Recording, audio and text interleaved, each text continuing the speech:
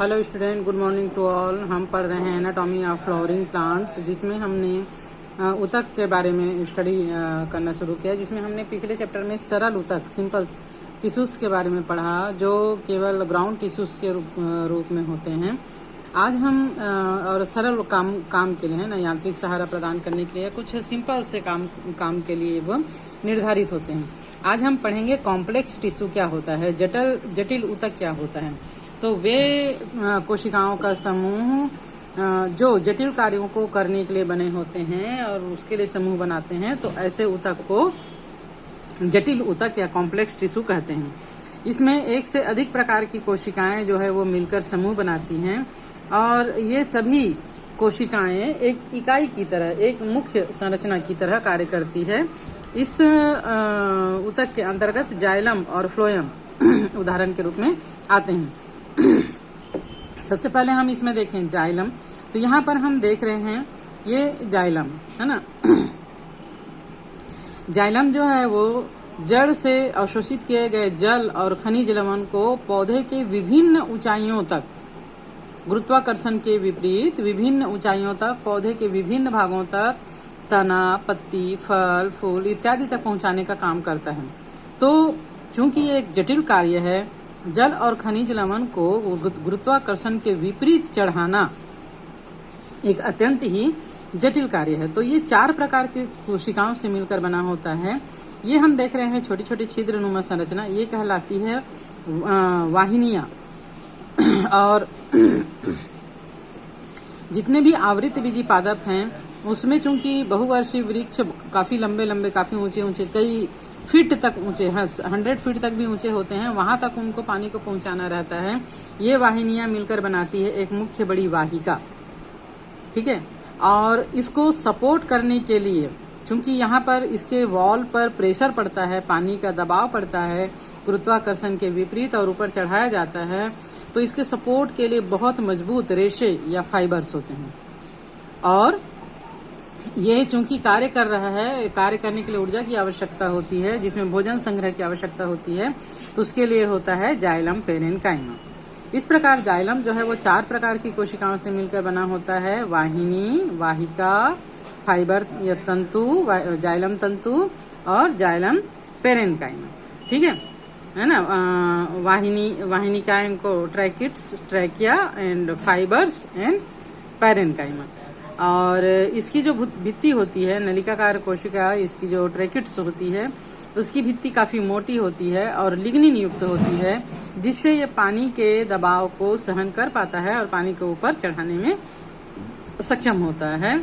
इसकी जो गुहिका होती है वो शूंड के आकार की होती है, जैसे हाथी जो है वो शूंड में पानी भरकर फेंकता है ना ऊपर की ओर, ऐसे ही इसमें भी संरचना होती है। और इसका जो वाहिनी, वाहिका और तंतु, ये सभी मृत कोशिकाएं होती हैं।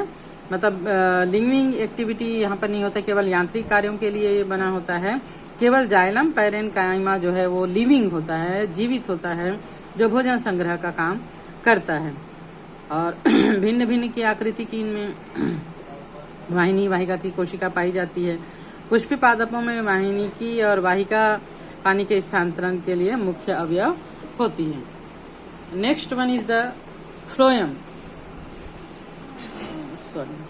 यहाँ पर वाहिका की संरचना दी हुई है। ये लंबी सिलेंडरकार नली है, इसमें बहुत सी कोशिकाएं होती हैं जिन्हें वाहिका अवयव कहते हैं। प्रत्येक की भित्ति लिग्निन से मिलकर बनी होती है, जिसमें बड़ी केंद्र गुहिका होती है। वाहिका में प्रोटोप्लाज्म नहीं होता, ये लंबवत एक दूसरे के साथ एक छिद्रित पाइप की तरह एक दूसरे से जुड़े होते हैं। वाहिका का होना एंजियोस्पर्म का एक प्रमुख गुण है। आपका जिम्नोस्पर्म में वाहिका नहीं होती है। जाइलम तंतु की भित्ति काफी मोटी होती है और इसकी केंद्रीय गुहिका विलुप्त होती है, इसमें गुहिका नहीं होती। ये पटी या अपटी हो सकती है। जाइलम पेरेन्काइमा कोशिकाएं जीवित होती है क्योंकि ये भोजन का संग्रह करती है, और इसकी भित्ति सेल्यूलोज की बनी होती है, जिसमें स्टार्च, वसा और अन्य पदार्थ जैसे टेनिन भोजन के रूप में संचित रहता है, जो कार्य करने के लिए पूरे जाइलम की कोशिकाओं को भोजन प्रदान करता है, ऊर्जा प्रदान करता है। पानी का त्रिज्य संवहन पैरेनकाइमा कोशिकाओं के द्वारा होता है। तो प्राथमिक जाइलम दो प्रकार के होते हैं, प्रोटोजाइलम और मेटाजाइलम।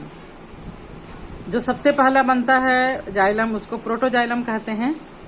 कोशिकाओं के संरचना के समय जो पहले जाइलम बनता है उसको प्रोटोजाइलम या आदि दारू, और बाद में जो बनता है जाइलम उसको मेटाजाइलम कहा जाता है। तने में प्रोटोजाइलम केंद्र की ओर होता है और मेटाजाइलम परिधि की ओर होता है, जबकि जड़ में प्रोटोजाइलम परिधि की ओर और मेटाजाइलम केंद्र की ओर होता है। इस प्रकार जो केंद्र की ओर जाइलम होता है उसको मध्यादि दारू कहते हैं। मूल में प्रोटोजाइलम परिधि की ओर और मेटाजाइलम केंद्र की ओर होता है। इस प्रकार के जाइलम को बाह्य आदि दारू कहा जाता है, एक्सटर्नल प्रोटोजाइलम कहा जाता है। नेक्स्ट संरचना हम पढ़ते हैं फ्लोएम। फ्लोएम भी 4 प्रकार की कोशिकाओं से मिलकर बनी होती है और ये पत्तियों में बने हुए भोजन को सभी दिशाओं में, चारों दिशाओं में, ऊपर नीचे है ना, उत्तर दक्षिण पूर्व पश्चिम, सभी दिशाओं में ये पौधों में बराबर रूप से वितरित करती है। तब ये जो 4 इसकी संरचना है, कोशिका की संरचना, इसमें होता है चालिनी नलिका। चालिनी नलिका छन्नी के समान होता है, जिसमें से छनकर भोजन जो है वो नलिका के रूप में होता है। भोजन जो है वो एक स्थान से दूसरे स्थान तक पहुंचाया जाता है। इसी से सटकर कुछ कोशिकाएं होती हैं जो सहायक कोशिकाएं या सखी कोशिकाएं कहलाती है, कैंपेनियन सेल्स कहलाती है। ये चालिनी नलिका को भोजन के संवहन में मदद करती है। फ्लोएम पैरेनकाइमा या तंतु होता है जो इसको सपोर्ट करने का काम करता है, मजबूती प्रदान करने का काम करता है। और फ्लोएम पैरेनकाइमा भोजन का संवहन, भोजन का संग्रह करके इसको कार्य के लिए ऊर्जा प्रदान करने का कार्य करती है। इसमें केवल फ्लोएम तंतु या फाइबर जो है वो मृत कोशिकाएं होती हैं, जबकि चालिनी नलिका, कैंपेनियन सेल्स और फ्लोएम पैरेनकाइमा जीवित कोशिकाएं होती हैं। तो इस प्रकार फ्लोएम भोजन को पत्तियों से पौधे के अन्य भागों में पहुंचाते हैं। एंजियोस्पर्म में स्थित फ्लोएम में चालिनी नलिका, सखी या सहचर कोशिकाएं, फ्लोएम पैरेनकाइमा और फ्लोएम तंतु होते हैं। जिम्नोस्पर्म में एल्ब्यूमिनी कोशिकाएं होती हैं। चालिनी नलिका जो है वह लंबे नलिका की तरह उसकी संरचना होती है, लंबवत होती है, और उससे जुड़ी हुई कुछ सखी या कैंपेनियन सेल्स जुड़े हुए होते हैं।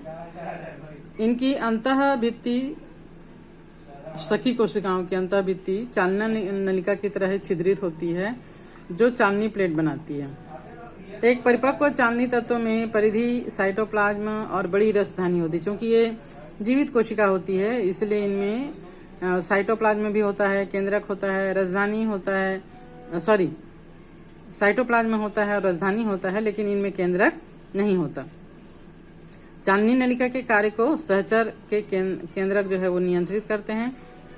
तब जो कैंपेनियन सेल्स होते हैं वो विशिष्ट पैरेनकाइमा कोशिकाओं से मिलकर बने होते हैं और ये चालिनी नली के तत्व से सटे हुए रहते हैं। चालिनी नली तत्व और सहचर कोशिकाएं गर्त क्षेत्र से एक दूसरे से जुड़ी हुई रहती हैं। गर्त मतलब खांच की तरह एक दूसरे से ये जुड़ी रहती हैं। ये क्षेत्र अनुदैर्ध्य भित्ति के बीच में होता है। इसमें दाब ग्रेडियंट विभव को ये बनाए रखती है। फ्लोएम पैरेनकाइमा में लंबी सूंड के समान सिलेंडर के आकार की कोशिकाएं होती हैं और इसकी साइटोप्लाज्म जो है वो काफी घनी, थिक होती है। इसमें केंद्रक भी होता है। इसकी भित्ति सेल्यूलोज की बनी होती है। इसमें गर्त भी होता है और कोशिकाओं के बीच में प्लाज्मोडेस्मेटा के द्वारा ये एक दूसरे से जुड़े हुए होते हैं। फ्लोएम पैरेनकाइमा खाद्य पदार्थ और अन्य पदार्थ जैसे रेजिन, लेटेक्स, म्यूसिलेज ये सब अपने अंदर संचित करके रखती है और आवश्यकता अनुसार ये फ्लोएम को प्रदान करती है। एक बीजपत्री पौधों में फ्लोएम पैरेनकाइमा नहीं पाया जाता। फ्लोएम तंतु या ब्लास्ट या रेसा ये जो है वो स्क्लेरेन काइमेटिस कोशिकाओं से मिलकर बना होता है। और प्राथमिक फ्लोएम में ये नहीं पाया जाता, जिम्नोस्पर्म में भी ये नहीं पाया जाता, द्वितीय फ्लोएम में पाया जाता है। काफ़ी लंबा, अशाखित और नुकीले आकार के होते हैं और इनके सिरे जो हैं वो सुई की तरह नुकीले होते हैं।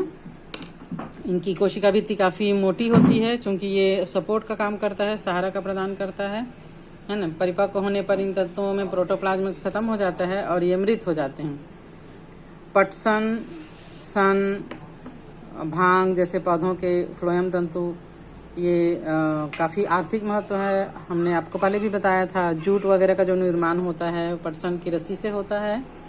और सबसे पहले बनने वाले फ्लोएम में सक्रिय चालनी नलिका होती है, तब ऐसे फ्लोएम को प्राक फ्लोएम या प्रोटोफ्लोएम कहते हैं। बाद में बनने वाले फ्लोएम में बड़ी चालनी नलिका होती है, तब उसे अनुफ्लोएम या मेटाफ्लोएम कहा जाता है।